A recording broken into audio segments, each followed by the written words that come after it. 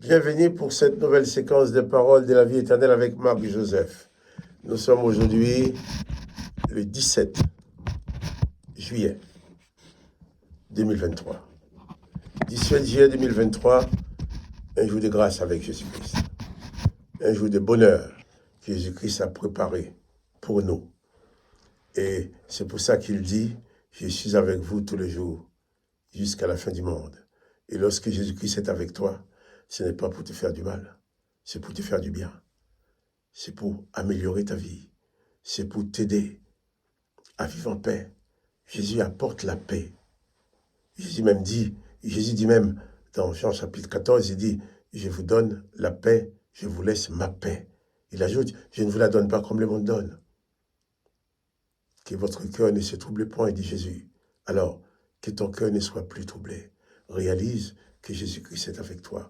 Réalise que Jésus-Christ est présent avec toi. Réalise la plénitude de la présence de Jésus-Christ, de cette bienfaisante présence de Jésus-Christ dans ta vie. Et sois en paix. Pas de panique, pas de terreur, pas de déprime, pas de découragement. Mais installe-toi dans la paix, dans la sérénité, sachant que Jésus est présent avec toi. Et lorsque Jésus est présent, il fait tout pour que tu sois heureux. Il fait tout pour que tu sois bien. Bien entendu, Jésus n'a pas dit que tu n'auras pas de difficultés dans cette vie. Tu vis dans ce monde comme moi. Nous sommes dans ce monde. Malheureusement, nous avons part à certaines souffrances qui sont dans ce monde. Mais seulement, si nous devons souffrir, nous ne souffrons pas comme les non-croyants. Nous ne souffrons pas comme ceux qui n'ont pas Jésus dans leur cœur. Nous avons Jésus avec nous. Jésus est notre victoire. Jésus est notre espérance. Donc, réalise que Jésus-Christ est avec toi tous les jours jusqu'à la fin du monde et bannis la panique et la peur dans ta vie. Confie-toi en Jésus-Christ, demeure en paix et que ta vie puisse refléter cette présence de Jésus-Christ qui est continuellement avec toi. Que son Seigneur soit béni, que le nom de Jésus soit béni et que toi aussi, tu sois béni. Nous allons maintenant continuer la lecture de l'évangile de Marc, chapitre 9. Cette fois-ci, nous allons lire à partir du verset 43.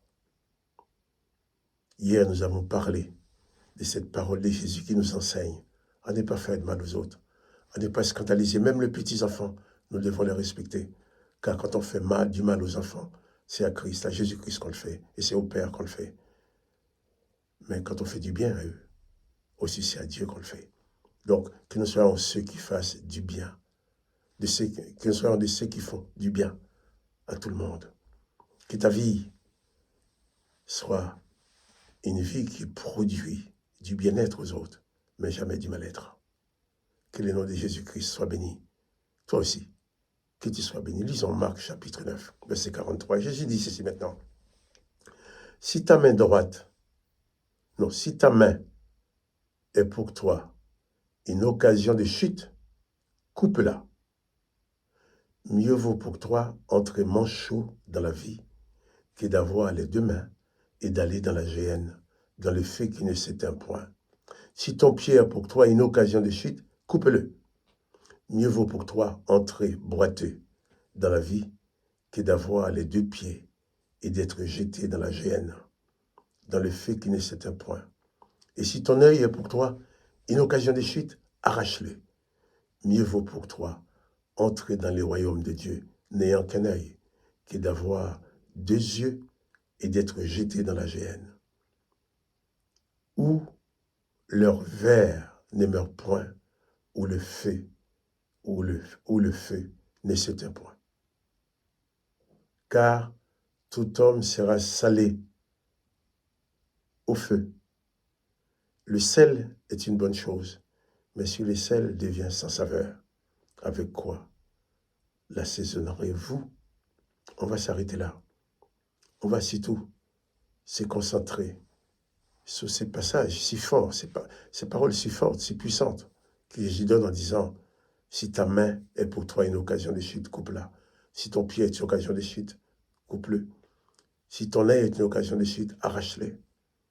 Car mieux vaut entrer bogne, boiteux, manchot dans le royaume de Dieu, que de garder tous ses membres et être condamné au feu éternel. Jésus parle. C'est très fort ça. Jésus ne nous donne pas de couper nos pieds, de couper nos jambes, mais Jésus veut nous faire comprendre l'importance pour nous de cette réalité du royaume de Dieu. L'importance pour nous de rester en sa présence, de continuer à être des fidèles citoyens de son royaume. L'importance pour nous, cette dimension de la vie éternelle auprès du Père. Jésus est venu nous annoncer les paroles de la vie éternelle. Pierre a dit, Seigneur, mais à quel autre irions-nous? Toi seul as les paroles de la vie éternelle. Toi seul as les paroles de la vie éternelle. Il n'y a pas d'autre que toi. Et Jésus nous dit que si même, c'est tellement, cette dimension d'éternité est tellement importante, cette dimension du royaume de son Père, tellement importante pour nous, que si même il faut se couper un bras, eh bien, coupe les bras, mais demeure dans la vie éternelle. Si on veut t'arracher une jambe parce que tu es à Jésus-Christ, eh bien, accepte de perdre une jambe, mais tu restes attaché à Jésus-Christ. Ce qui compte, ce ne sont pas les deux jambes, c'est ta vie, ton âme avec Jésus. C'est ça l'important.